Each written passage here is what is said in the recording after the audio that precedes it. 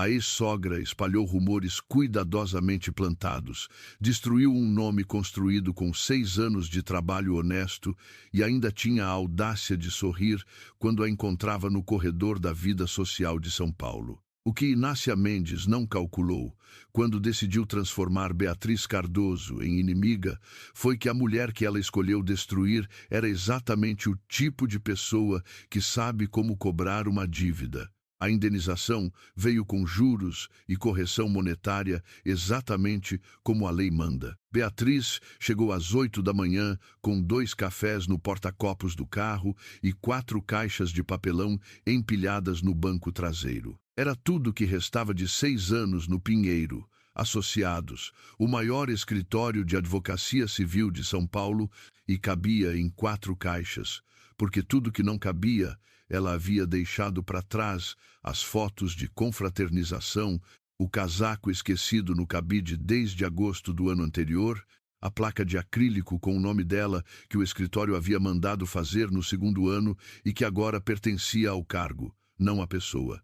Ela havia aprendido essa distinção da pior forma possível, quando o cargo sumiu e a placa ficou. A sala que ela havia alugado ficava no 12º andar de um prédio em Pinheiros, numa rua com nome longo demais que os motoristas de aplicativo sempre erravam. Era um espaço que cabia 3 estantes, uma mesa, uma cadeira e o peso considerável de começar de zero com 32 anos, um processo interno arquivado, sem resolução e um sobrenome que tinha passado de marca de qualidade para motivo de hesitação em menos de 60 dias. Ela entrou, botou a primeira caixa no chão e ficou parada um momento. O ambiente tinha cheiro de tinta nova e a janela não havia sido lavada direito.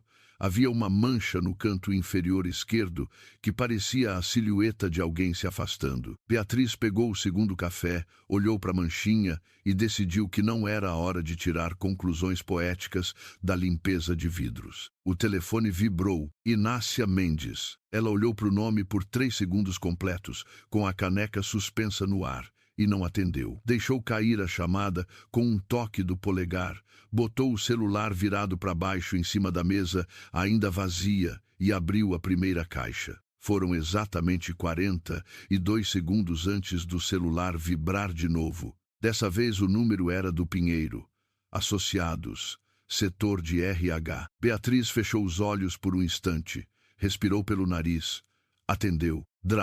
Beatriz Cardoso?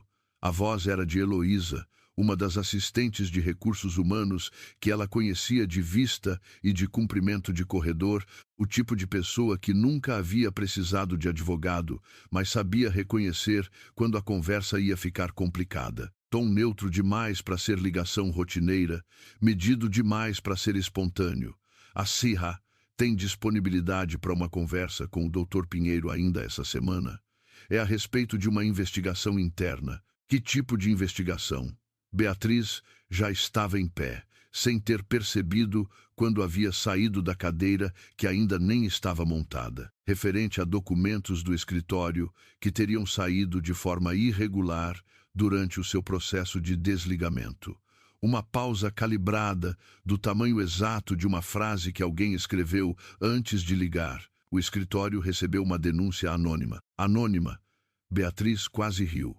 Denúncia anônima do mesmo escritório do qual ela havia saído 2 meses antes, numa negociação que o Dr. Pinheiro havia conduzido com a imparcialidade de uma balança sem prato, após um processo interno de assédio moral que ele mesmo havia investigado, conduzido e arquivado em 3 semanas, com a conclusão de que não havia nada a ser apurado. Palavra anônima não enganava quem conhecia a fonte. Pode agendar, disse ela. Mande o horário por e-mail. Desligou. Ficou um momento com o celular na mão, olhando para a caixa de papelão aberta no chão. Lá dentro tinha uma planta que havia morrido de vez durante a mudança.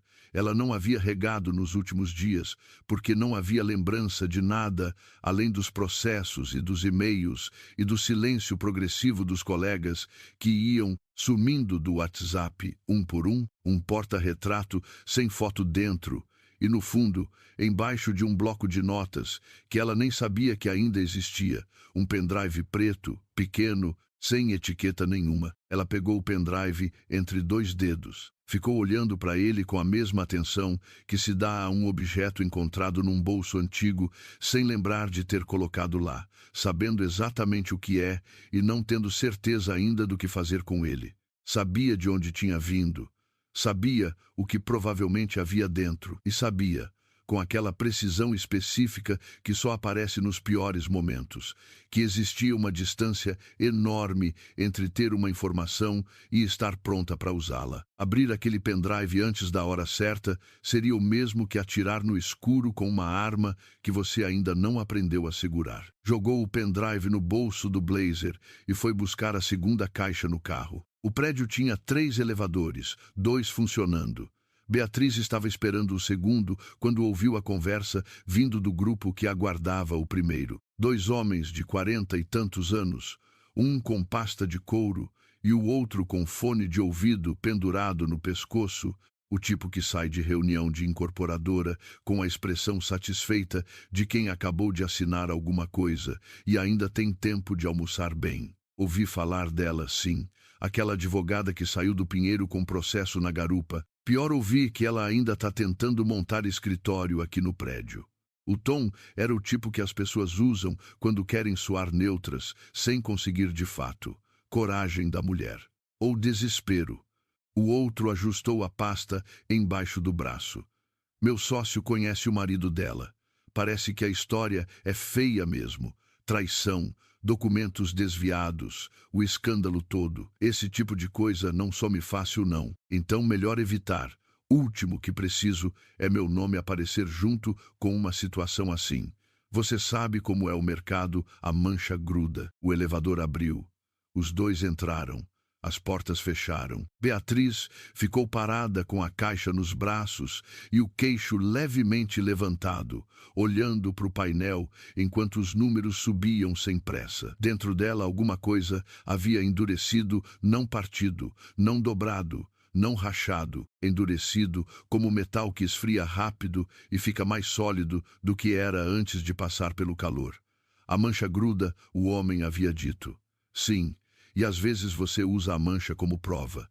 Você vai precisar de ajuda com isso. A voz veio de trás. Ela se virou devagar. O homem tinha uns 40 anos, ombros largos, camisa social de manga dobrada até o cotovelo e a expressão de quem chegou a algum lugar a pé e sem pressa mesmo, sendo o tipo de pessoa que normalmente anda de motorista. Estava olhando para a caixa, não para ela. "Tô bem", disse Beatriz. "Eu vi você tentar equilibrar isso e segurar o botão do elevador ao mesmo tempo." Ele inclinou a cabeça levemente. Não estava bem. Ela olhou para ele por um segundo inteiro. "Você ouviu a conversa?" "Ouvi." "Hã?" Ele não respondeu imediatamente. Botou a mão na lateral da caixa, não puxou. Só apoiou com leveza, esperando ela decidir. "Sou o Felipe Noronha, dono do prédio." Beatriz sentiu o peso da caixa ficar um pouco mais pesado, de um jeito que não tinha nada a ver com papelão. "Beatriz Cardoso." Ela não soltou a caixa. "Acabei de assinar o contrato de locação do 12º. "Eu sei." O terceiro elevador abriu e Felipe fez um gesto discreto com a cabeça. "Pode entrar. Eu seguro." Ela entrou. Deixou ele segurar a caixa, não porque precisasse, mas porque escolher cada batalha faz parte de ser advogada. E essa não era batalha nenhuma. No elevador, em silêncio, enquanto os números subiam, ele disse uma coisa só. O contrato tem cláusula de renovação automática a cada 12 meses. Sem necessidade de comprovação de faturamento mínimo no primeiro ano. Beatriz olhou para o painel. 12º andar. Isso é incomum. E... Ela não perguntou por quê. Ele não explicou. As portas abriram. Felipe colocou a caixa dentro da sala, olhou brevemente para o espaço vazio, para as janelas sem cortina e disse: "Boa sorte, Dra. Cardoso." Saiu antes que ela pudesse responder. Beatriz ficou no meio da sala vazia, entre 2 caixas e uma mesa sem cadeira, e sentiu pela primeira vez em 2 meses que a espinha não estava curvada. Ela montou a mesa sozinha, em 40 minutos, com uma chave de fenda e um tutorial do YouTube que assistiu 3 vezes, porque o apresentador falava rápido demais e ela não estava prestando atenção no que devia. Depois conectou o computador, o roteador, fez uma lista no bloco de notas. Às 3 da tarde, quando a luz da tarde entrava pela janela com a mancha e partia o espaço em 2, ela tirou o pendrive do bolso. Tinha vindo da família Mendes, 2 anos antes, quando ainda era casada com Rodrigo e ainda achava que fazer parte daquela família significava alguma coisa além de sorrir nos jantares de domingo com o rosto no lugar certo. O velho Antônio Mendes, pai de Rodrigo e marido de Inácia, havia contratado o Pinheiro, associados para uma consulta sobre reestruturação patrimonial. O processo nunca havia avançado. Antônio morreu 3 semanas depois do diagnóstico de câncer pancreático, antes de assinar qualquer coisa de relevância. O material de consulta, por protocolo do escritório, deveria ter ficado no arquivo digital interno. Deveria. Beatriz plugou o pendrive no computador. Uma janela de senha apareceu de imediato, campo único, sem dica de recuperação, sem segunda chance. Ela ficou olhando para a tela por um longo momento. Tirou o pendrive. Botou de volta no bolso. Havia uma diferença entre uma arma e uma prova, e ela não sabia ainda exatamente o que estava segurando, ou melhor, sabia, mas não estava pronta para saber o que aquilo significava de verdade. O evento era chamado de Jantar de Arrecadação, mas na prática era a forma que os ricos de São Paulo tinham de se ver todo segundo mês, sem parecer que só queriam isso. O espaço ficava nos jardins, num casarão reformado, que era parte galeria de arte e parte salão de banquetes, todo de mármore branco e iluminação que custava mais por metro quadrado do que o aluguel do apartamento de Beatriz em Pinheiros. Felipe havia mencionado o evento 2 dias antes, quando ela cruzou com ele no hall do prédio, carregando um processo que precisava ser entregue na Justiça Federal até às 17 horas. Passo o convite se você quiser. Tem alguns sócios de escritórios de médio porte que costumam aparecer, pode ser útil para você. Ela havia dito que ia pensar.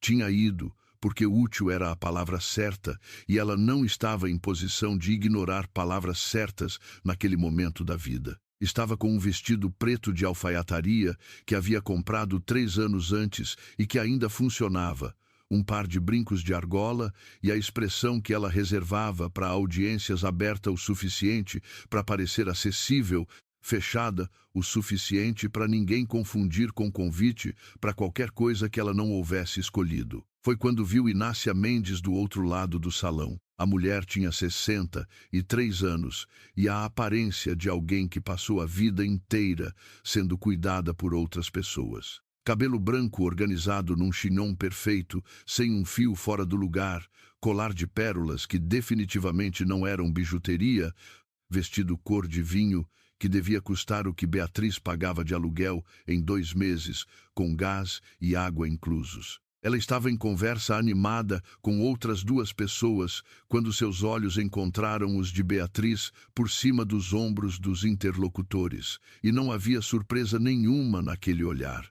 0 surpresa. A surpresa que você finge ter quando encontra alguém inesperadamente é diferente da expressão de quem sabia que a pessoa ia estar ali e estava esperando o momento de perceber. Ela sabia que eu ia estar aqui. Inácia se desculpou com os interlocutores com um sorriso e começou a atravessar o salão em direção a Beatriz com a calma de quem tem tempo de sobra e nunca precisou se apressar por nada na vida, porque as coisas sempre chegavam até ela, não o contrário. Felipe apareceu ao lado de Beatriz exatamente nesse momento, saindo de algum ponto do salão que ela não havia monitorado. Ele olhou na direção de Inácia, depois olhou para Beatriz, sem dizer nada, sem perguntar se ela precisava de alguma coisa. Não precisa ficar, disse Beatriz em voz baixa. Eu sei, respondeu ele, e ficou. Inácia chegou com os braços semifechados,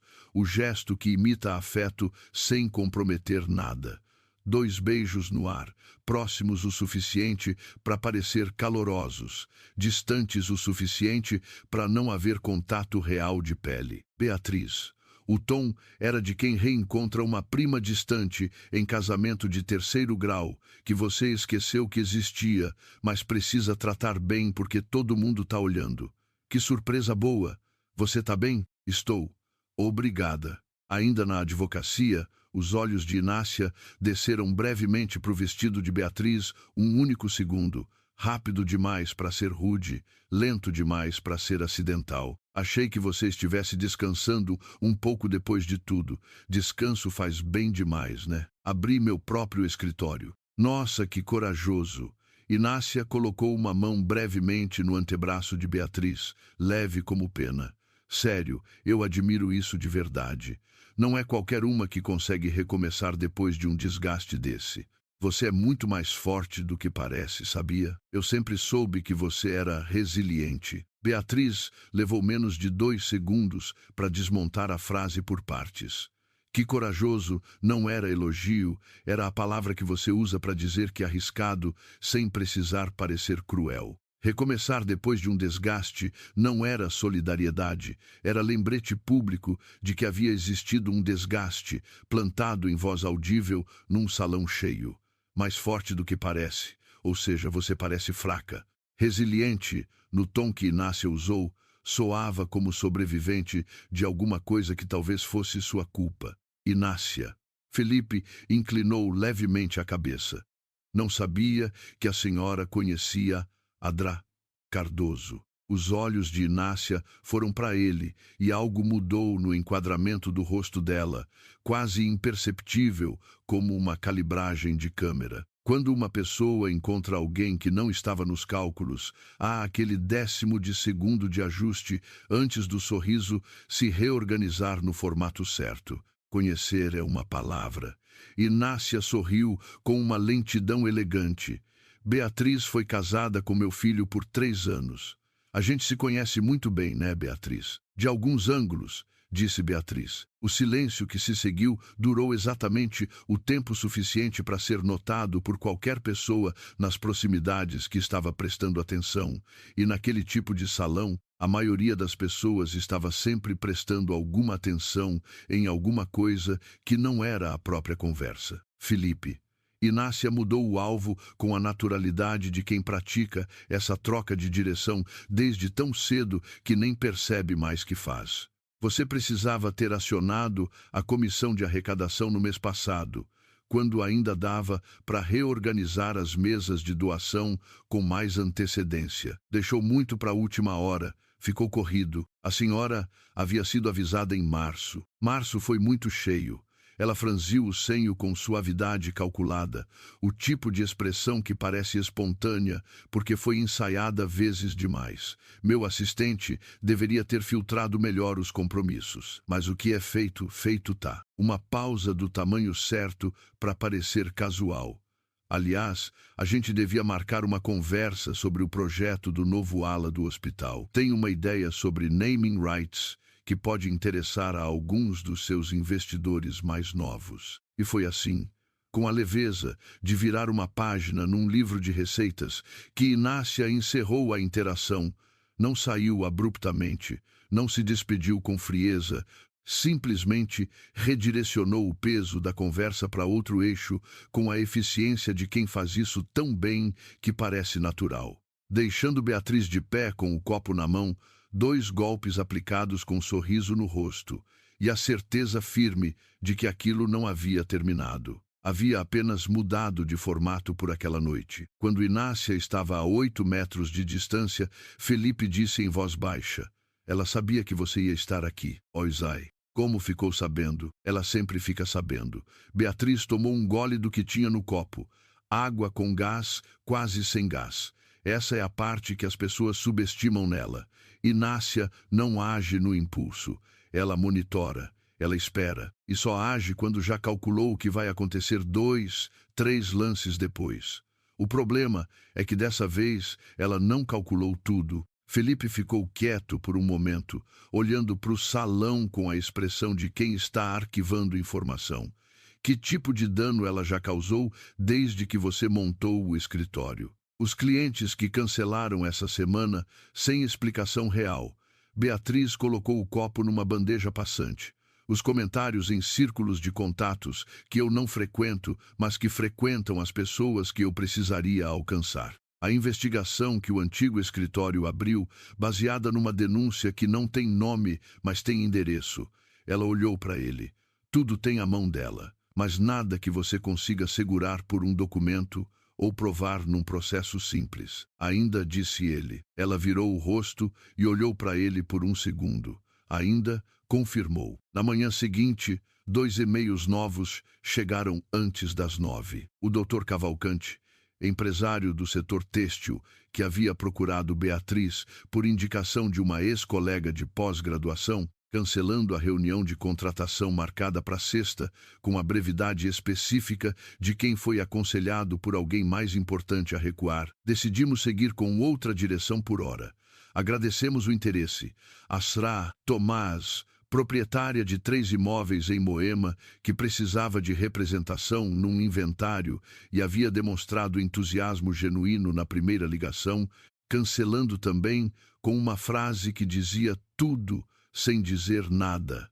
Fui aconselhada por pessoas de confiança a buscar outro profissional para este caso específico. Pessoas de confiança. Beatriz leu os 2 e-mails em pé na cozinha do escritório, esperando o café terminar de passar, contando mentalmente o dinheiro que estava vazando por cada cancelamento. Havia pelo menos um nome que ela conseguia associar a esse tipo de aconselhamento informal, mas eficiente.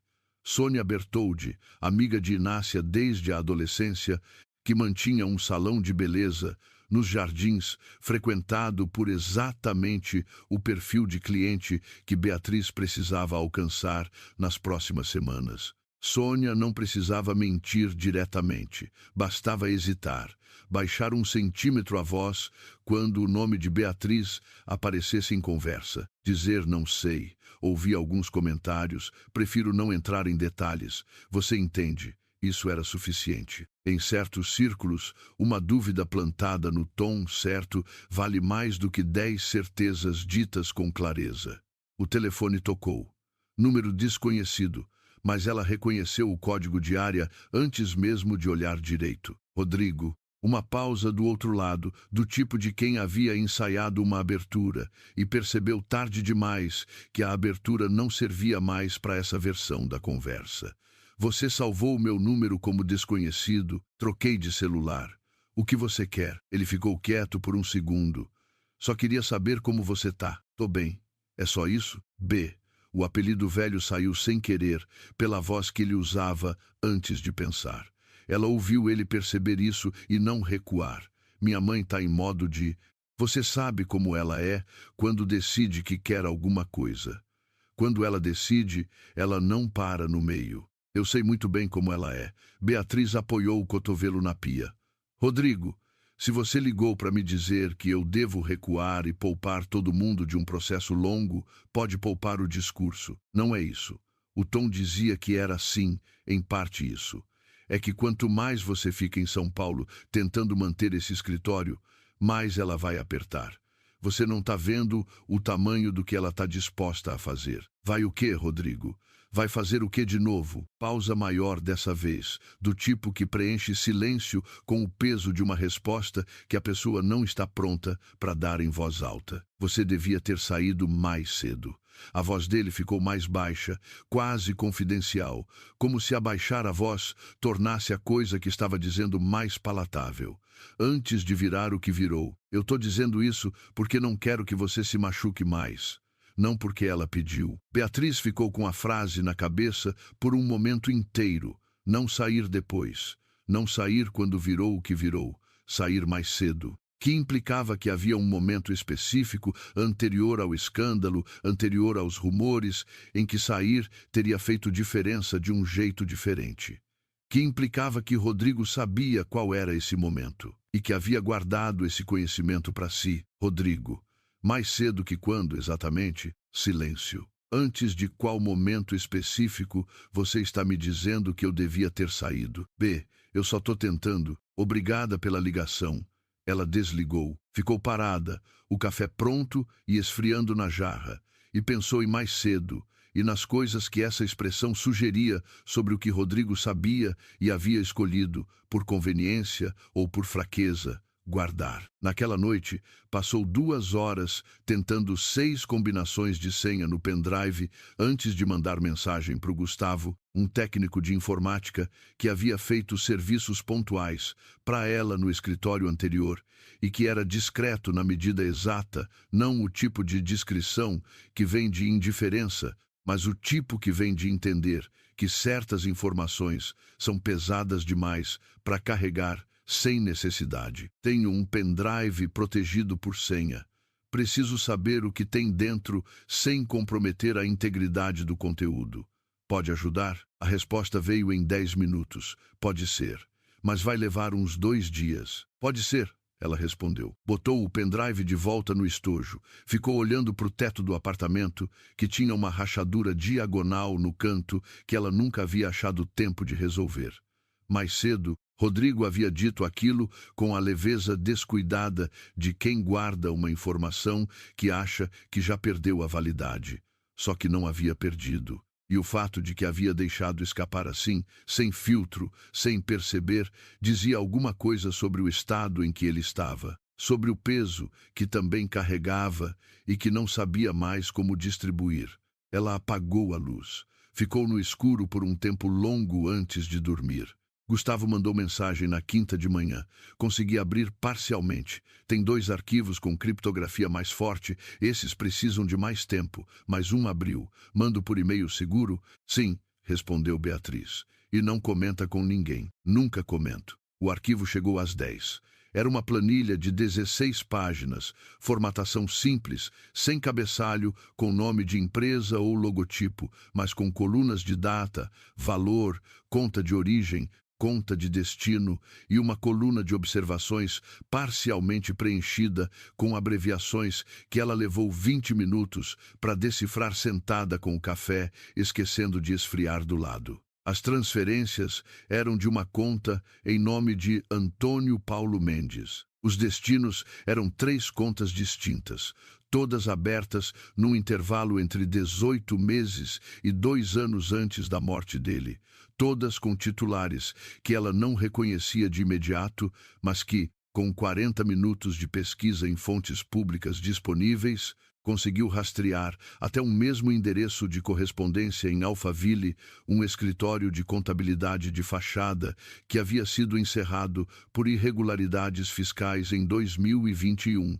e que tinha 0 presença digital antes de Langchelding Ishba. Total das transferências, 2,3 milhões de reais. Beatriz fechou o laptop. Ficou de costas para a mesa, olhando pela janela a janela que ela havia finalmente mandado limpar na semana anterior e que agora mostrava o céu com uma clareza que parecia quase uma provocação. O prédio do outro lado tinha uma propaganda de apartamento novo com a frase "Realize seu sonho" em letras laranja garrafais. Ela havia olhado para isso com ironia na primeira semana. Antônio Mendes havia morrido deixando um espólio considerável. Havia também deixado uma viúva que, segundo pessoas do próprio círculo social dos Mendes, que Beatriz havia cruzado ao longo de 3 anos de casamento, havia assumido a gestão financeira familiar antes da morte dele, com base numa procuração assinada enquanto ele ainda estava na fase mais agressiva da quimioterapia, num período em que, segundo o prontuário que ela havia visto uma vez sem prestar atenção devida, os medicamentos incluíam doses altas de opioides para controle de dor. Uma procuração que Beatriz nunca havia visto, que o Pinheiro, associados, nunca havia solicitado, porque o processo de consultoria havia sido encerrado com a morte do cliente antes da fase documental avançar. Uma procuração que, se existisse do jeito que ela estava suspeitando, explicava tudo a campanha de destruição, a velocidade, a sistematicidade, O nível de investimento de tempo e energia de uma mulher que havia ficado viúva 2 anos atrás e que parecia ter poucas outras prioridades, além de garantir que Beatriz Cardoso não existisse mais como profissional. Inácia não a odiava. Inácia a temia. Havia uma diferença enorme entre as duas coisas, e essa diferença mudava completamente as opções de resposta. Beatriz ficou parada por um longo tempo, olhando para o realize seu sonho em laranja no prédio de frente. Depois virou de volta para a mesa, abriu o laptop de novo e passou os próximos 40 minutos traçando no papel a linha de tempo que conectava os pontos. A morte de Antônio, a procuração que deveria existir, as transferências na planilha, o encerramento do processo de consultoria do Pinheiro, associados antes de chegar na fase documental, o divórcio dela de Rodrigo 1 ano depois, e então 2 meses atrás, a campanha de destruição que havia começado exatamente quando Beatriz havia saído do escritório e, pela primeira vez, teria tempo livre para revisar arquivos antigos e encontrar coisas que estavam esperando ser encontradas. A cronologia fazia sentido. Inácia havia se sentido segura enquanto Beatriz estava dentro do Pinheiro, associados, submersa em trabalho diário e sem razão para ir atrás de material de uma consultoria encerrada 2 anos antes. O divórcio havia mudado a equação, uma ex-nora com tempo. E um possível motivo de ressentimento era uma ameaça diferente de uma nora ocupada. Mas o perigo real havia chegado quando Beatriz saiu do escritório com acesso a arquivos que ela mesma não sabia que havia guardado. A campanha de rumores não havia sido impulsiva. Havia sido calculada com a antecedência suficiente para ser eficiente. Beatriz dobrou o papel com a linha do tempo. Guardou no fundo da gaveta trancada. Felipe ligou naquela tarde com uma voz que ela ainda não havia ouvido nele, mais curta, mais direta, sem a camada de pausa calculada que ele normalmente usava antes de qualquer coisa que fosse dizer. Tive um jantar ontem com 2 sócios de uma incorporadora que é minha maior parceria no momento. Sem boa tarde, sem como você está, sem o preâmbulo que ele normalmente usava como temperatura antes do assunto. No meio do jantar, um deles perguntou se eu sabia que a advogada que eu havia alocado espaço para era investigada pelo OAB por desvio de documentos de clientes. Na frente do outro, com aquele tom de quem tem certeza que está fazendo um favor. Beatriz ficou quieta. Eles pediram, com toda a educação possível, que eu reconsiderasse a locação antes que o nome deles ficasse associado a qualquer questão. Uma pausa. Quero saber o que está acontecendo. Ela contou o suficiente. A investigação interna do Pinheiro, associados, a campanha sistemática de Inácia, os clientes cancelados, a origem do pendrive, o que havia encontrado na planilha, sem entrar em detalhes que ainda precisava proteger do ponto de vista estratégico. Contou como se estivesse fazendo um sumário executivo para um cliente novo, só o necessário, na ordem certa, sem drama, mas sem omissão. Felipe ouviu sem interromper. Quando ela terminou, ficou em silêncio por alguns segundos, não o silêncio de quem não sabe o que dizer, mas o de quem está organizando o que quer dizer na ordem que vai funcionar melhor. Eu tenho um amigo no Conselho Consultivo do OAB de São Paulo, disse ele. Posso acionar antes que qualquer processo formal avance de verdade. E tenho 2 advogados de defesa que têm relacionamento com Felipe, que podem entrar no caso de uma forma que acelere Felipe. A segunda vez, mais firme, com a quantidade certa de não vou repetir isso de novo. Ele parou. Eu entendo o que você está oferecendo. Beatriz foi até a janela. São Paulo lá embaixo com seu barulho habitual de certeza sobre si mesma. E eu preciso que você entenda porque eu não posso aceitar mesmo querendo, mesmo sendo mais fácil. Você é mais do que capaz de...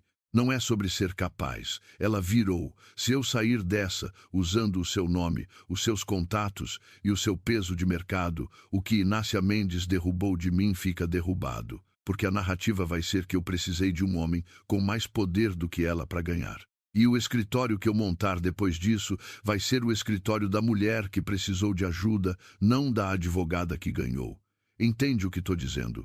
Não seria vitória, seria troca de protetor. A linha ficou quieta por tempo suficiente para ela imaginar que ele havia desligado. Tá, disse ele por fim. A voz estava diferente, não rendida, não contrariada, mas reorganizada, como alguém que reavaliou um cálculo e chegou numa conclusão diferente da inicial, sem precisar fingir que não havia chegado. Mas se chegar num ponto onde você precisar de alguma coisa que não seja interferência direta, informação, infraestrutura, qualquer coisa que você possa usar da forma que você quiser, eu falo, fala de verdade. Não fala porque é educada. Eu falo porque vou precisar, ela disse. Não é a mesma coisa. Ele ficou quieto por um segundo. Não é não. E desligou. Ela ficou com o telefone na mão, sentindo o peso de uma conversa que tinha ido para 3 direções ao mesmo tempo e chegado num lugar que ela ainda não estava pronta para nomear, mas que reconhecia. Inácia e Rodrigo se encontraram num almoço particular, num restaurante japonês nos Jardins, mesa no fundo que Inácia sempre reservava, especificamente porque não tinha mesa ao lado, e a acústica abafava o som das conversas próximas. Ela havia pedido o cardápio executivo e estava comendo sem pressa, com aquela capacidade que Rodrigo nunca havia conseguido imitar, nem em 28 anos de convivência, comer calmamente, quando o mundo ao redor não estava calmo, como se a perturbação fosse um problema de outras pessoas. A Beatriz está procurando alguma coisa, disse ela, sem levantar os olhos do prato. Rodrigo envolvia o Exi com o guardanapo de tecido. Como você sabe, porque ela não desistiu. Inácia colocou o hash no suporte com precisão cirúrgica. E ela só não desiste quando tem algo concreto para encontrar, não por teimosia pessoal. Ela olhou para o filho. Você sabe de alguma coisa que eu não sei? Não. Os olhos dela pousaram nele por tempo longo demais para ser casual, com aquela qualidade de escaneamento que ela usava desde que ele era criança e que ele nunca havia conseguido enganar de verdade. Rodrigo. Não sei de nada, mãe. Ela tomou um gole de chá. Devagar, a xícara no lugar certo, as mãos organizadas no colo. Sabe o que me preocupa em você? Que você sempre foi péssimo mentindo para mim e nunca melhorou nisso em nenhum aspecto ao longo de toda a vida. Rodrigo não respondeu. Preciso que você fique quieto. A voz de Inácia não tinha urgência, ela nunca colocava urgência na voz, porque urgência transmitia necessidade, e Inácia Mendes nunca havia transmitido necessidade para ninguém, em nenhuma situação que ela conseguisse controlar. É só isso que preciso. Fica quieto mais um pouco. Quando isso acabar, e vai acabar porque essas situações sempre acabam quando a pessoa do outro lado não tem recursos suficientes para sustentar uma batalha longa, a parte que te cabe da herança do seu pai fica intacta, como sempre esteve. Rodrigo ficou olhando para o próprio prato. A parte que te cabe, como se o restante houvesse ido para algum lugar natural e inevitável, como se 2,3 milhões fossem uma questão de gestão administrativa comum de família. Ela vai achar, disse ele por fim, em voz baixa, sem olhar para cima. Não vai. Mãe, ela não vai achar. Inácia retomou o hash, porque não existe nada para achar que seja relevante e apresentável. Existem especulações, arquivos sem contexto formal e uma ex-nora ressentida tentando construir uma narrativa que justifique a própria carreira que ela mesma destruiu com as escolhas que fez. Um gole de chá. Isso não é prova, é narrativa. E narrativa sem prova é ruído. Rodrigo ficou quieto o resto do almoço. Inácia comeu com calma, pediu sobremesa, conversou sobre um projeto de restauração de uma fazenda histórica em Minas que ela estava considerando e que não tinha nada a ver com nada e pagou a conta com cartão, sem olhar o valor. Era a performance de alguém que havia voltado para a zona de controle depois de um momento de turbulência ou que queria que o filho acreditasse que havia voltado. Mas quando Rodrigo foi ao banheiro, antes de sair, ficou diante do espelho por mais tempo do que era necessário para qualquer coisa prática. O rosto que via lá era o dele, reconhecível, com os olhos do pai, olhos que sempre souberam quando alguma coisa estava errada, mesmo quando a boca havia aprendido, por conveniência ou por medo de perder o que havia para perder, a ficar quieta. Ele pensou em Beatriz carregando caixa no elevador, que uma pessoa de um andar diferente havia mencionado com o tom casual de fofoca que não custava nada. Pensou na ligação de quarta-feira, que ainda não havia acontecido, mas que, ele já sabia naquele momento, ia acontecer. E ficou ali, de mãos apoiadas na borda da pia de mármore, por tempo suficiente para tomar uma decisão sobre quem queria ser quando tudo isso terminasse. A notificação da OAB chegou por e-mail e por carta, registrada no mesmo dia, com aquela redundância burocrática que só existe para garantir que a pessoa receba e não possa depois alegar que não recebeu. Beatriz Cardoso ficava notificada para prestar esclarecimentos perante a Comissão de Ética e Disciplina no prazo de 15 dias úteis, em razão de denúncia recebida acerca de possível violação ao Estatuto da Advocacia referente à retenção ou uso indevido de documentos pertencentes a ex-empregador. Beatriz leu 2 vezes, dobrou a carta, colocou em cima da mesa, ao lado do pendrive. O pendrive que ela havia declarado ao escritório, que havia devolvido junto com os demais materiais no dia do desligamento. O pendrive que tecnicamente não deveria estar no bolso do blazer havia 3 semanas. O pendrive cujo conteúdo ela havia acessado parcialmente e que ela não poderia apresentar de forma completa sem arriscar comprometer a cadeia de custódia ou a própria posição num processo disciplinar. Havia uma opção mais direta e mais arriscada: declarar o pendrive voluntariamente ao processo da OAB, apresentar o conteúdo como evidência de crime financeiro de terceiro e virar, num movimento único, não a acusada, mas a denunciante. O problema era que, para fazer isso, ela precisava do arquivo completo, não de uma planilha parcial, e precisava de alguém que pudesse atestar a cadeia de custódia do material, que ele havia vindo de onde ela dizia, que nada havia sido alterado, que a origem era legítima. Havia uma pessoa que podia ajudar com isso. Uma pessoa que ela havia evitado chamar porque a situação era complicada de um jeito que ia além do processual, que envolvia confiança e lealdade e todas as coisas que são fáceis de gerir quando tudo está bem e que ficam pesadas demais quando tudo não está. Ela pegou o celular e mandou mensagem para Camila Fonseca. Precisa muito te ver. É urgente e é sério. Pode ser hoje à noite? A resposta demorou 20 minutos, mais do que o normal para Camila, que em circunstâncias regulares respondia mensagem em segundos como reflexo. Pode ser, mas não no escritório. Vem aqui em casa. Camila Fonseca tinha 37 anos, cabelo cacheado de um vermelho que ela própria descrevia como arrependimento de 2019 e que nunca havia voltado ao castanho original, porque, como ela mesma havia explicado, a pessoa que tinha feito aquilo não era mais ela, mas ela ainda gostava do resultado.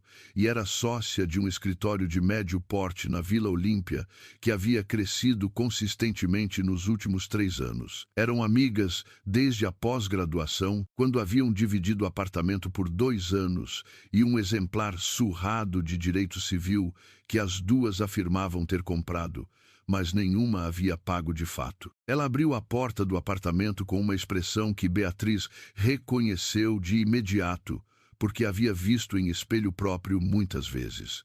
A expressão de quem está dividida entre 2 lealdades e já sabe, mesmo sem querer saber ainda, que vai ter que escolher antes da noite terminar. Que foi? Disse Beatriz ao entrar. Camila foi até a cozinha sem responder imediatamente. Quer café ou vinho, Camila? Vinho, então. Ela pegou uma garrafa já aberta da geladeira, daquele jeito de quem a abriu antes, porque sabia que ia precisar. Sentaram na bancada. Camila serviu os 2 copos e ficou olhando para o dela por um momento antes de começar, organizando as palavras na ordem certa ou talvez só ganhando mais uns segundos. Inácia Mendes me procurou há 2 semanas. Ela foi direto. sem preâmbulo, o jeito que advogadas falam, quando sabem que enrolar vai fazer situação pior. Pediu que eu guardasse um envelope para ela. Disse que era documentação pessoal dela, que precisava de um lugar neutro por precaução, por causa de uma situação familiar que estava ficando complicada. Beatriz ficou imóvel. Eu não abri. Camila levantou os olhos, mas ela foi ao meu escritório pessoalmente. Ficou 40 minutos tomando café com a minha sócia, Renata, e conversando animadíssima sobre umas 5 pessoas que a gente tem em comum. Quando foi embora, Renata virou para mim e disse que ela era incrível e que a gente absolutamente precisava cultivar esse relacionamento porque ela conhece todo mundo que precisa conhecer. Silêncio. Você sabe o que estava dentro do envelope? Disse Beatriz. Não era pergunta, não sei, mas começo a suspeitar e não gosto do que estou suspeitando. Camila girou o copo entre os dedos. Depois que você mandou mensagem hoje, fui juntando umas peças que eu tinha separado sem querer juntar. A investigação da OAB surgiu depois que Inácia visitou o meu escritório. A Sônia Bertoldi foi vista almoçando com um membro da comissão de ética do OABSP no mês passado. Eu soube por uma colega que estava no mesmo restaurante. E você me mandou mensagem dizendo que é urgente e sério. Ela usou o meu escritório como depósito e eu não sabia o que estava guardando. A voz de Camila ficou mais firme, com aquela qualidade específica de quando uma pessoa que gosta de ter o controle das situações percebe que ficou fora de controle sem perceber. E se esse envelope tiver o que eu estou começando a achar que tem. Beatriz contou tudo sem parar. O pendrive, a planilha, com as transferências, os valores, os titulares rastreados, a procuração que deveria existir em algum lugar. Rodrigo na ligação, dizendo sair mais cedo com aquela leveza descuidada que revelava mais do que pretendia. Contou tudo, porque Camila merecia o quadro completo antes de fazer qualquer escolha e porque Beatriz havia chegado no limite de guardar coisas para si mesma enquanto o mundo ao redor operava com informação que ela não tinha. Quando terminou, Camila ficou quieta por um bom tempo. Lá fora, alguém passou na rua com o som do carro alto e depois silenciou, e o silêncio que ficou era mais pesado do que o barulho. Ela te colocou como ameaça antes de você saber que era uma, disse Camila por fim. Exato. E colocou o envelope aqui para poder afirmar, se necessário, que os documentos estavam em posse de terceiro de boa-fé, limpando a cadeia de custódia dela e criando confusão para qualquer investigação, ou para resgatar e destruir se a situação piorasse antes que eu chegasse perto o suficiente. Beatriz olhou para a amiga diretamente. Camila, eu preciso que você me dê esse envelope. O silêncio que se seguiu tinha peso diferente dos anteriores. Se eu te der esse envelope, disse Camila devagar, escolhendo cada palavra com a precisão de quem entende as implicações de cada uma, eu viro testemunha de uma situação que eu não escolhi entrar. Sim. E a Renata vai ficar furiosa quando souber que o relacionamento que ela queria cultivar vira material de processo criminal. Sim. Você está me pedindo para me colocar numa posição complicada profissional e pessoalmente com base numa evidência que você ainda não tem completa. Eu sei exatamente o que estou pedindo. Beatriz não desviou o olhar. E sei o que isso custa. Se você não puder, eu entendo de verdade e não muda nada entre a gente. Mas eu precisei te contar porque você merecia saber em que havia sido colocada sem ter pedido para estar. Camila ficou olhando para ela por um momento que Beatriz não tentou preencher com mais palavras. Então se levantou sem dizer nada, foi até o quarto e voltou com um envelope A4 lacrado, sem escrita nenhuma por fora, que ela colocou em cima da bancada com uma decisão que não precisava de mais palavras para ser entendida. Ela pediu de volta semana que vem, disse Camila. Mandaria o assistente buscar. Ele não vai precisar vir. Beatriz voltou para o escritório e abriu o envelope com luvas de látex que havia comprado no caminho hábito de manuseio de prova que nunca havia precisado usar em advocacia civil e que agora fazia todo o sentido. Eram 3 documentos. O primeiro, uma procuração pública com reconhecimento de firma, assinada com o nome de Antônio Paulo Mendes, datada de 5 semanas antes da morte dele, conferindo plenos poderes a Inácia Prado Mendes sobre todos os ativos, contas bancárias e investimentos de titularidade do outorgante tudo, absolutamente tudo, com linguagem sem exceções. O segundo, um parecer técnico de grafólogo particular, datado de 2 anos antes, não do período da procuração, mas de uma análise de outra assinatura de Antônio em contrato de 2019. Beatriz levou um momento para entender por que esse documento estava ali. Depois entendeu. O parecer atestava as características da escrita de Antônio em plena saúde. Era o ponto de comparação entre o que ele escrevia quando estava bem e o que estava assinado na procuração do período da quimioterapia. Inácia havia guardado a evidência da falsidade junto com o crime.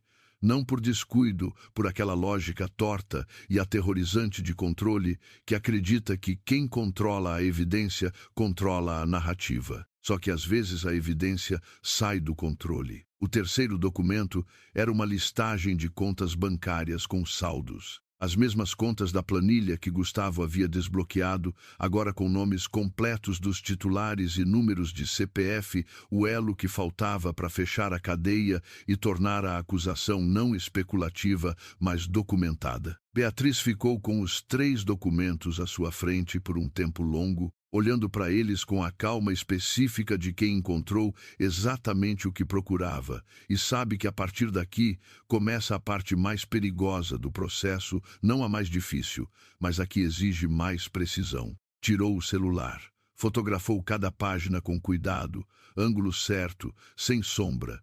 Mandou para e-mail criptografado com cópia em segundo servidor. Colocou os originais de volta no envelope. Às 11h40 da noite, protocolou uma petição no sistema eletrônico da OAB com a seguinte abertura: venho, pela presente, apresentar esclarecimentos voluntários e documentação pertinente ao processo disciplinar em referência, incluindo evidências de crime de natureza mais grave praticado por terceiro que motivou a instauração desta denúncia de forma instrumental, com o objetivo de impedir que esta signatária exercesse sua função profissional de forma independente e se aproximasse de informações que o referido terceiro tinha interesse em manter ocultas.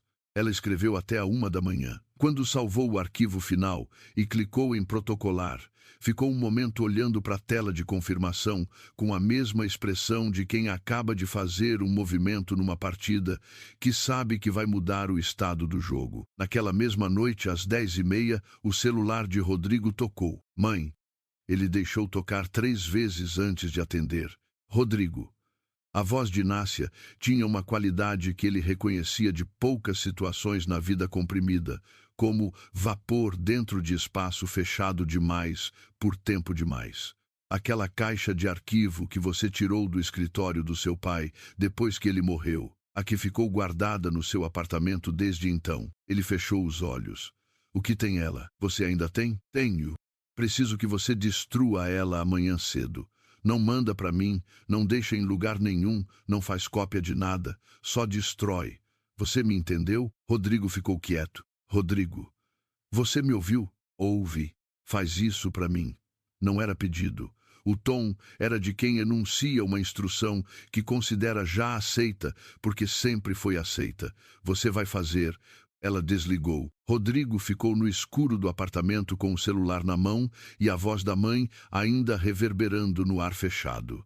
Depois foi até a janela. São Paulo estava acesa lá embaixo como sempre, indiferente ao tamanho do que cada pessoa carregava. Ele pegou o celular, abriu o aplicativo de gravação de voz e ficou ali, parado na janela com São Paulo lá embaixo, por um longo tempo, sem ir a lugar nenhum. Beatriz não foi sozinha. Foi com Gustavo, que havia finalmente desbloqueado o segundo arquivo do pendrive na tarde anterior, e confirmado os nomes completos dos titulares das contas intermediárias em documento agora íntegro, com carimbo de integridade digital e registro de data de acesso. Foi com um oficial de justiça do cartório do Tatuapé, que havia concordado em fazer o serviço numa manhã de sábado por uma taxa adicional que ela pagou do próprio bolso, sem reclamar e sem hesitar.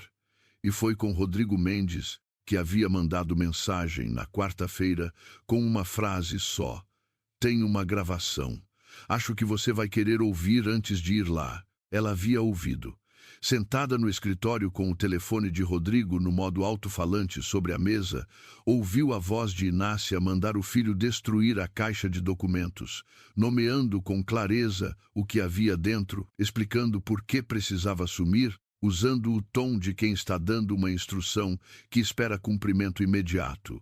2 minutos e 43 segundos de áudio que nenhum advogado precisaria de mais do que isso para construir uma acusação fundamentada. Quando o áudio terminou, ela ficou em silêncio por um momento. "Por que você gravou?" perguntou por fim. "Porque eu estava cansado."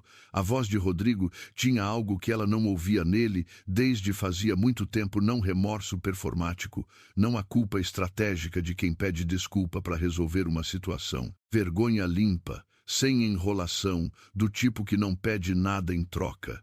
Cansado de saber o que sabia e ficar quieto, porque era mais conveniente ficar quieto. Ela me disse que a assinatura do meu pai na procuração havia sido necessária porque ele já não estava em condições de tomar decisões sozinho, que ela estava apenas protegendo o patrimônio da família como ele mesmo teria querido.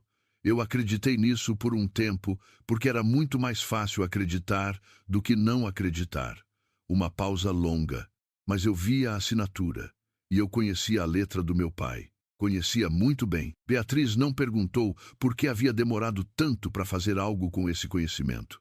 Não era aquele o momento. Havia um momento para essa conversa, mas era depois. A casa da família Mendes ficava num condomínio fechado no Morumbi, com guarita, câmeras nos postes e aquela sensação de espaço que São Paulo guardava para quem tinha dinheiro suficiente para comprar silêncio. O casarão de 2 andares tinha jardim frontal com palmeiras altas, garagem para 3 carros e um interfone com câmera que Beatriz pressionou às 10 da manhã de um sábado, com o sol ainda baixo e o ar fresco da manhã que logo ia sumir. Inácia atendeu ela mesma o que Beatriz havia calculado, porque Inácia não deixava funcionário abrir a porta sem saber primeiro quem era, e a câmera mostrava claramente que era Beatriz, e haveria uma pausa antes da porta abrir, não por indecisão, mas porque fazer a pessoa esperar fazia parte do vocabulário de poder que Inácia havia desenvolvido ao longo de décadas. A pausa foi de quase 1 minuto completo. Quando Inácia apareceu, estava com roupa de casa, impecável calça de linho bege passada, blusa branca sem uma ruga, aquele estado de compostura que não é natural, mas que ela mantinha tão bem que parecia ter nascido assim. Os olhos dela varreram o grupo na porta: Beatriz, Rodrigo, o oficial de justiça, Gustavo com velocidade e cálculo, registrando cada elemento e avaliando cada variável antes de qualquer expressão se formar. Que surpresa! O tom estava no limite exato entre cortês e gelado, como quem sabe que vai precisar de ambas as temperaturas, mas ainda não definiu em qual proporção. Rodrigo, os olhos dela foram para o filho com uma qualidade diferente, mais direta. Eu não sabia que você ia aparecer aqui. Pois é. Rodrigo estava de mãos nos bolsos, os ombros ligeiramente tensos, com a postura de alguém que tomou uma decisão e ainda está carregando o peso dela. Eu também não sabia até recentemente. Os olhos de Inácia foram para Beatriz. Se você veio aqui pensando que vim cumprir uma formalidade. Beatriz segurou a pasta. Voz neutra, velocidade normal, sem nenhum elemento dramático que pudesse ser interpretado como provocação pessoal. O senhor aqui é oficial de justiça. Temos documentos para apresentar em relação a uma queixa-crime protocolada na última sexta-feira junto à Delegacia de Crimes contra o Patrimônio e ao Ministério Público do Estado de São Paulo, referente à falsificação de documento público e estelionato qualificado praticados contra espólio de terceiro. O rosto de Inácia não mudou. E esse era o problema com pessoas que passaram a vida inteira controlando o rosto. Você nunca sabe com certeza se a impassibilidade é real ou ensaiada. Mas havia uma coisa que Beatriz havia aprendido em 6 anos de audiência e que nunca falha. Quando alguém não pergunta de que documento você está falando, é porque já sabe a resposta. Isso é ridículo, disse Inácia. Com calma. Com a exatidão de quem sabe que precisará dizer isso muitas vezes nas próximas semanas e está se economizando. A senhora terá a oportunidade de dizer isso ao Ministério Público com toda a formalidade necessária e todos os recursos que a lei garante. Beatriz abriu a pasta. Antes disso, gostaria de mencionar o envelope que a senhora guardou no escritório da DRA. Camila Fonseca. Eu não sei a procuração.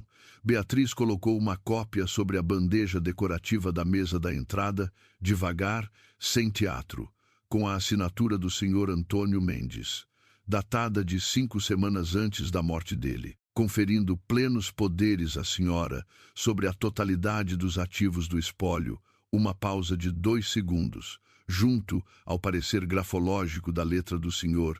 Antônio em plena saúde, que a senhora guardou no mesmo envelope. Possivelmente para controlar a narrativa, caso alguém levantasse uma comparação de assinaturas e precisasse de uma referência de origem controlada. O silêncio que se seguiu tinha textura física. Inácia estava de pé no hall da própria casa, entre a porta principal e o começo da escada, e pela primeira vez, desde que Beatriz a conhecia, ela parecia estar avaliando a geometria de uma situação que não havia calculado completamente, que havia ficado fora do perímetro do que ela havia previsto. Rodrigo. A voz mudou, não subiu. Ficou mais baixa, mais direta, com aquela qualidade de intimidade, que é a versão doméstica da ameaça entre pessoas que se conhecem há tempo demais. Você vai confirmar que essa mulher está construindo uma narrativa baseada em documentos sem contexto legítimo e que... Não, Rodrigo tirou o celular do bolso. Sem raiva na voz, sem triunfo, com o peso específico de alguém que ficou segurando algo pesado por tempo demais e finalmente o colocou no chão. Não vou confirmar nada disso. Inácia ficou olhando para o filho com uma expressão que levou 1 segundo para se reorganizar. Eu tenho uma gravação da sua ligação de quarta-feira à noite. Ele colocou o celular em cima da cópia da procuração, devagar, como quem coloca uma peça num lugar que ela sempre deveria ter ocupado, onde a senhora me pede para destruir a caixa de documentos do escritório do pai, nomeando especificamente o que havia dentro, explicando por que precisava sumir antes de quinta-feira. O rosto de Inácia passou por algo que Beatriz nunca havia visto nele antes, não o pânico que aparece nos filmes, mas o equivalente mais antigo e mais fundo, a percepção de que a estrutura que você construiu ao redor de si mesma tem uma falha que você mesmo criou sem perceber, num momento em que achava que estava segura. Você gravou minha ligação. A voz era baixa e dura como mármore que nunca foi macio. Eu precisava. Rodrigo a olhou. Não com raiva, não com satisfação, com a exaustão honesta de quem ficou demasiado tempo do lado errado de uma coisa e finalmente saiu. Beatriz é minha ex-esposa. Ela não fez nada que justificasse o que você fez com a carreira dela. Ela ia destruir. O que, mãe? A voz de Rodrigo subiu um tom que ele raramente usava com ela, um tom que ela havia ouvido poucas vezes na vida e sempre por boas razões. O que ela ia denhoracancha-se peso que não fosse uma coisa que a senhora nunca devia ter feito em primeiro lugar. Inácia virou o rosto para a janela lateral do hall, para o jardim com as palmeiras lá fora, para qualquer coisa que não fosse as pessoas na entrada. Era o movimento de quem não tem resposta imediata, mas não está pronta para admitir isso em voz alta, na posição em que está. Você tem noção do que vai acontecer agora? A voz voltou com uma abertura diferente, mais suave, quase apelativa, com 1 milímetro de vulnerabilidade que ela abriu estrategicamente, como uma válvula de pressão, com o nome dessa família, com o que o seu pai construiu, com o que sobrava para você. O que vai acontecer, disse Rodrigo, é o que devia ter acontecido antes, quando ainda dava para ser diferente. Inácia ficou quieta pela primeira vez, numa posição em que o silêncio não era escolha nem estratégia. O oficial de justiça entregou os documentos formalmente, com a solenidade específica do cargo. Beatriz assinou o protocolo. Gustavo ficou do lado de fora durante todo o processo, discreto, com cópia digital de tudo armazenada em 2 servidores separados, com registro de hora e integridade verificada. Quando foram embora, Beatriz não olhou para trás. Não porque não quisesse, mas porque olhar para trás era o movimento de quem ainda tem dúvida, e ela havia deixado a dúvida do lado de dentro daquela casa. O problema veio na terça-feira seguinte, como costuma acontecer nesses casos. Quando você pensa que o pior já passou, a outra parte ainda tem um movimento reservado que não custou nada planejar e que custa tempo e energia para responder.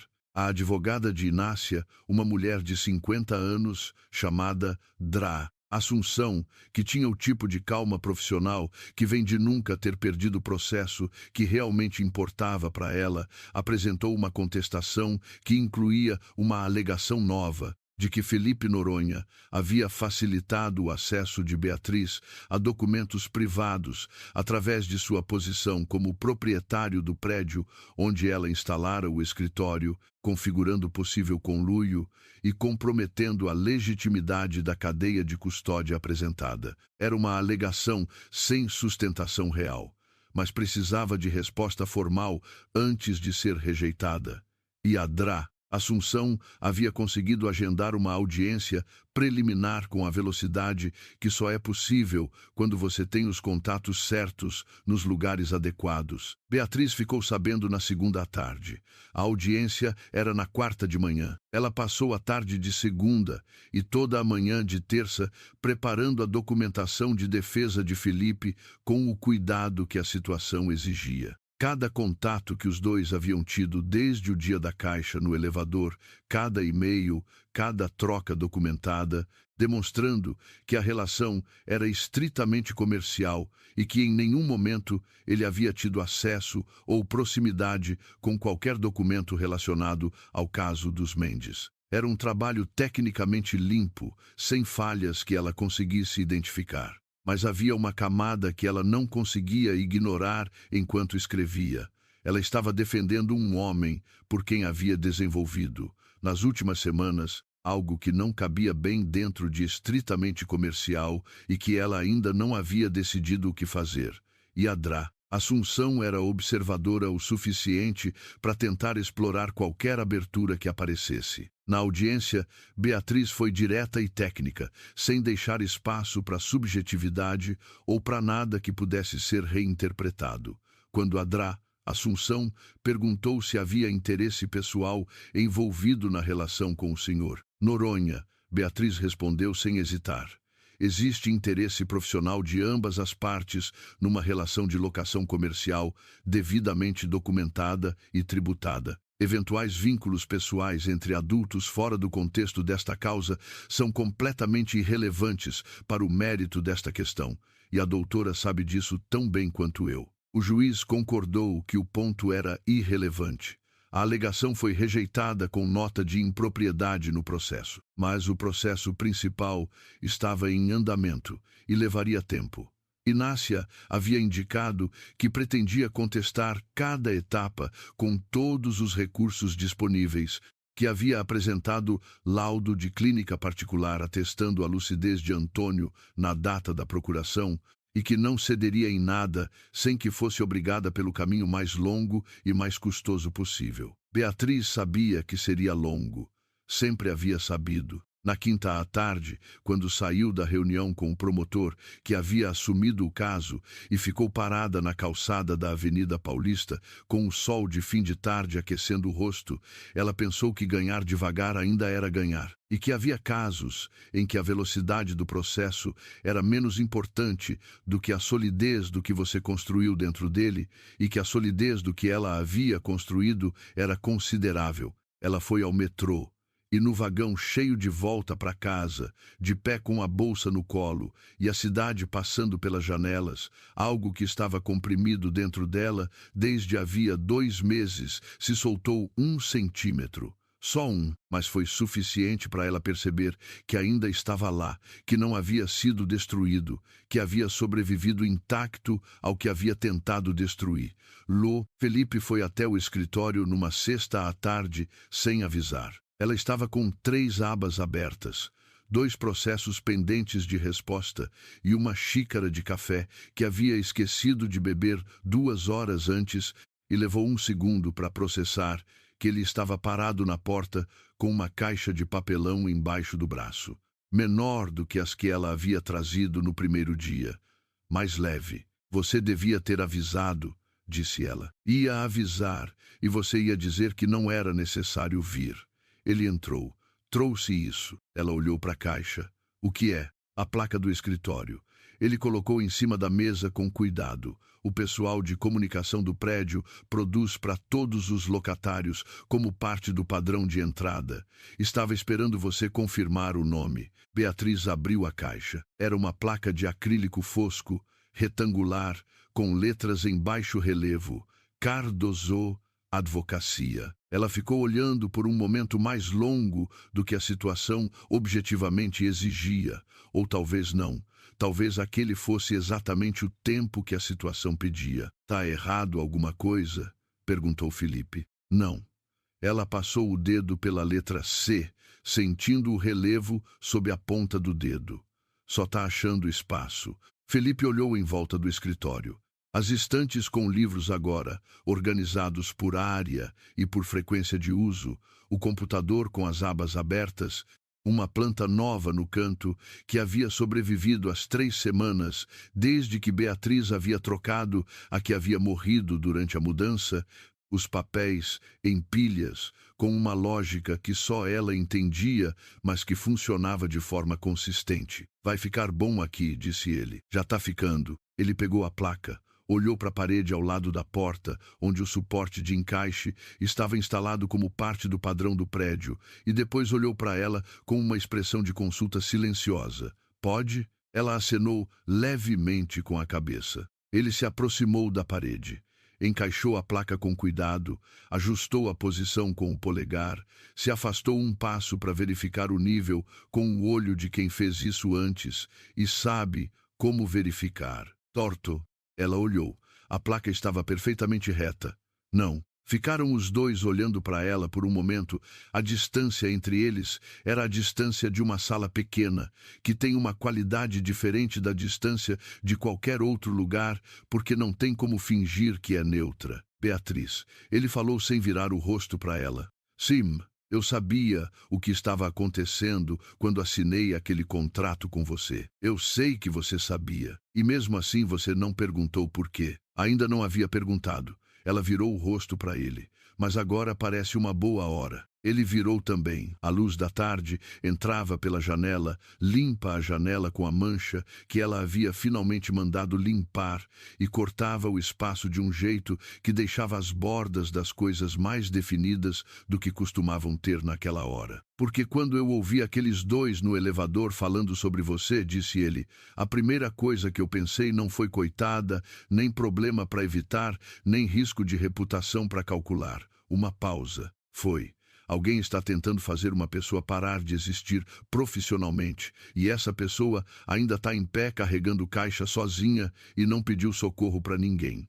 Ele olhou para a placa. Isso me disse mais sobre quem você era do que qualquer referência de mercado ou recomendação de colega. Beatriz ficou quieta um momento. Você podia ter perdido 2 sócios por causa da sua decisão, disse ela. Podia, mas não reconsiderou. Não. Por que não? Ele olhou para a placa de acrílico na parede. Leu em voz baixa, não como citação, como quem confirma em voz alta algo que já sabia ser verdade e estava esperando o momento certo. Porque eu achei que você ia chegar até aqui de qualquer forma, com ou sem contrato comigo. E preferi ter feito parte do caminho do que ter ficado de fora por precaução. Beatriz virou o rosto para a janela. São Paulo lá fora, sempre igual na sua diferença constante. O prédio do anúncio laranja, com o realize seu sonho, que ela havia olhado com ironia na primeira semana e que agora, por razões que ela não tentou analisar naquele momento, não parecia mais tão irritante. Você vai querer que eu agradeça formalmente, disse ela. Prefiro que você me convide para um café quando tiver um horário livre. Isso não é exatamente neutro no sentido profissional. Não é não. Ele concordou sem hesitar, sem desconforto. Não é de jeito nenhum. Ela ficou um momento sem responder. Olhou para a placa. Olhou para ele. Olhou para a placa de novo. Havia algo específico sobre ter o próprio nome numa parede, não o nome do escritório onde você trabalhava. Não a placa do cargo que alguém havia te dado, mas o nome que você escolheu colocar com as suas próprias mãos e os seus próprios recursos e a sua própria decisão de continuar quando as razões para não continuar eram numerosas e barulhentas. Havia algo específico sobre isso que ela não havia tido palavras para nomear no primeiro dia, quando havia ficado no meio da sala vazia, com espinha não curvada pela primeira vez em 2 meses, e que agora, com a placa reta na parede e a tarde entrando pela janela limpa, começava a ter. Não era gratidão, não era apenas alívio. Era o reconhecimento de que a coisa havia sido feita, que o que havia sido tentado destruir ainda estava em pé, com nome e endereço e placa de acrílico fosco, ocupando espaço no mundo de forma que qualquer um podia verificar. Quinta que vem, disse ela. 11 horas. Tem uma cafeteria a 2 quarteirões daqui que é boa de verdade, com café coado direito e mesas que não ficam apertadas. Felipe acenou. Pegou a caixa vazia de forma natural, sem fazer disso um gesto. Quinta que vem, então. Saiu sem pressa, como sempre, com aquele passo de quem construiu tempo suficiente ao longo da vida para nunca precisar desperdiçar nenhuma pressa nas coisas que merecem ser tratadas devagar. O processo correu. Não rápido, processos não correm rápido. E Beatriz havia aprendido esse ritmo nos primeiros anos de carreira e nunca havia desaprendido porque o ritmo das coisas que valem, mas correu na direção certa, que era o que importava de fato. A contestação da DRA, assunção sobre a lucidez de Antônio Mendes, na data da procuração, foi derrubada quando o laudo da clínica particular foi confrontado com os prontuários completos do hospital oncológico, onde ele havia sido tratado nos últimos meses de vida, registros que documentavam comprometimento cognitivo significativo nas últimas semanas, compatível com o estágio avançado da doença e com os efeitos específicos dos medicamentos administrados naquele período, incluindo doses altas de opioides e corticosteroides que afetam diretamente a capacidade de tomada de decisão. O oncologista que havia acompanhado o tratamento foi chamado como perito judicial. Seu laudo tinha 23 páginas, linguagem técnica sem margem para interpretação alternativa, e citava prontuários específicos, com data e hora de cada procedimento. Inácia Mendes foi indiciada por falsificação de documento público e estelionato qualificado praticados contra espólio de cônjuge. A procuração foi declarada nula em decisão judicial de primeira instância. O espólio de Antônio Mendes foi reaberto para inventário correto, com supervisão do juízo e nomeação de administrador provisório, e os valores transferidos irregularmente começaram a ser rastreados e recuperados conforme a capacidade de cada conta receptora. A ação civil de reparação por danos à imagem e à carreira profissional de Beatriz Cardoso foi ajuizada como processo separado, com toda a documentação que ela havia construído ao longo dos meses de campanha sistemática de Inácia. A perícia econômica calculou os danos considerando os clientes perdidos com documentação de cancelamento, os contratos, que não se concretizaram por interferência demonstrável, o período de rendimento abaixo do potencial de mercado e o custo direto do processo disciplinar da OAB, que havia sido arquivado com nota positiva após a apresentação da documentação voluntária. O valor arbitrado pelo juiz foi de R$380 mil, mais correção monetária pelo período total de tramitação, mais juros de mora calculados sobre o total atualizado, com juros e correção como a lei manda. Inácia pagou, não de bom grado, com recursos até a última instância disponível, com declarações públicas que a DRA, Assunção, havia desaconselhado e que ela havia feito assim mesmo, mas pagou, porque as alternativas que restavam eram todas piores do que pagar, e porque, no fim, até as pessoas que passaram a vida inteira achando que as regras existiam para outras pessoas e não para elas descobrem que as regras são indiferentes a essa crença. Rodrigo não entrou com processo separado contra a mãe. Essa era uma escolha que pertencia a ele e que Beatriz não havia influenciado em nenhuma direção. Ele ficou com a parte que legalmente lhe cabia do espólio corrigido após o inventário reaberto, que era menos do que teria recebido se a fraude não houvesse acontecido, uma consequência que era justa e que ele havia aceitado com a calma de quem finalmente está no lugar certo, mesmo que o lugar certo custe. Ele e Beatriz não voltaram a conversar depois do dia no Morumbi. Não havia nada mais a dizer que já não tivesse sido dito, e os dois eram suficientemente inteligentes para saber quando uma história chegou no seu final verdadeiro. Não no final que parece mais narrativamente satisfatório. Nia Bertoldi nunca foi processada formalmente, não havia como provar instrução direta com os meios disponíveis, e provar era o que importava no sistema em que Beatriz trabalhava. Mas quando o processo de Inácia virou notícia nos portais de negócios e na seção de crônica judiciária de 2 jornais de grande circulação, o Salão nos Jardins perdeu 3 clientes relevantes em menos de um mês, por razões que ninguém nomeou em voz alta, mas que todos entenderam. Essas coisas têm uma lógica própria que não precisa ser administrada. 3 meses depois da manhã no Morumbi, Beatriz chegou ao escritório às 8h30 com um café, a planilha do mês no celular e 2 e-mails novos que precisavam de resposta antes das 10. Havia dormido bem. Isso parecia pequeno e não era. Havia passado semanas acordando às 3 da manhã com algum detalhe processual na cabeça, alguma data, alguma inconsistência que precisava verificar antes que sumisse. A primeira noite, em que havia dormido até o alarme sem interrupção, havia ficado deitada por um momento depois que o telefone tocou, reconhecendo que a cabeça estava quieta de um jeito diferente. Ficou parada na entrada por um segundo. A placa estava torta. Não muito 1 grau, talvez 2. O faxineiro havia encostado ao limpar a parede, provavelmente, ou o suporte havia afrouxado levemente com o tempo. Mas estava fora do lugar. Ela foi até a sala, botou a bolsa e o café, voltou, ajustou a placa com 2 dedos com o cuidado exato necessário, se afastou um passo. Cardoso Advocacia. Reta. Ela entrou.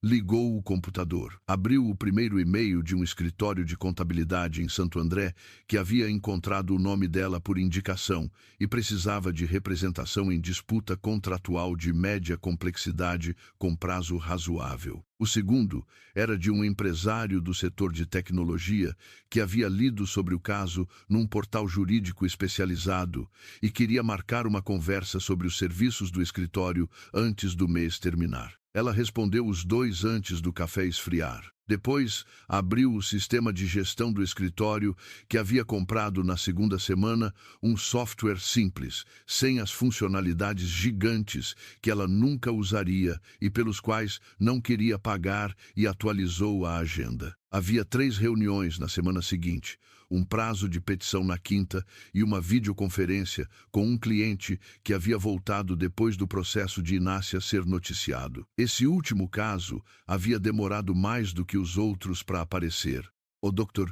Cavalcante, que havia cancelado por e-mail brevíssimo na manhã depois da festa nos Jardins, havia ligado pessoalmente numa tarde de terça, sem assistente intermediando a ligação, e havia pedido para conversar. Ela havia marcado e ouvido, sem interromper, a explicação que era metade desculpa e metade curiosidade. No final, ela havia dito que o escritório tinha disponibilidade para um novo cliente a partir da próxima semana. Ele havia dito que ficava feliz em saber. Às 11, Felipe mandou mensagem. Café amanhã ou ficou para quinta? Beatriz ficou olhando para o celular por um segundo. Pensou em estritamente profissional. Pensou em quinta que vem. Pensou em como às vezes as palavras que você escolhe para se proteger são exatamente as que você primeiro precisa colocar de lado quando a proteção não é mais necessária. Quando o que está do outro lado da porta não é mais uma ameaça, mas uma escolha. Amanhã, ela digitou. 11 horas. Botou o celular em cima da mesa. Abriu o terceiro e-mail que havia chegado enquanto ela respondia os dois primeiros. Tinha trabalho a fazer. E Beatriz Cardoso sempre havia sido melhor em trabalhar do que em esperar por qualquer coisa.